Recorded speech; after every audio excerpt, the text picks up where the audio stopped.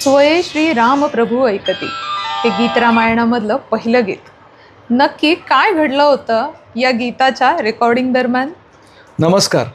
ऐकलंय का ह्या आपल्या पॉडकास्ट चॅनलमध्ये आपल्या सर्वांचं सहर्ष स्वागत आहे. बरं, आपण कुठे होतो त्या किस्स्यावर. तो किस्सा असा झाला की गीत रामायणातलं पहिलं पुष्प रेकॉर्ड होणार होतं. बरोबर. गदिमा आणि बाबूजी एकत्र रेकॉर्डिंग स्टुडिओमध्ये चालले होते. पण गंमत अशी झाली की त्या गाण्याचं जे बोल आहेत ते सापडायला तयार नव्हते. गदिमा म्हणत होते मी बाबूजींकडे दिलंय, बाबूजी म्हणत होते की मला तुम्ही दिलंच नाहीये. अशामध्ये पुढे काय घडलं असेल बरं?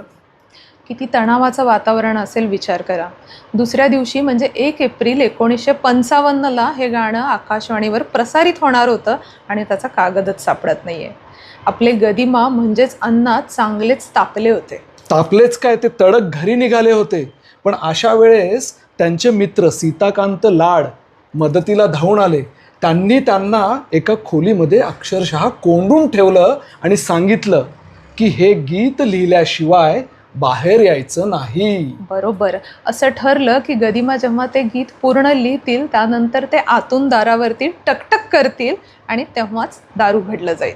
आणि आश्चर्य, दारावरची टकटक झाली आणि गदिमांच्या हातामध्ये पहिलं वहिलं पुष्प म्हणजे गीत रामायणातलं पहिलं काव्य तयार होतं. बरोबर.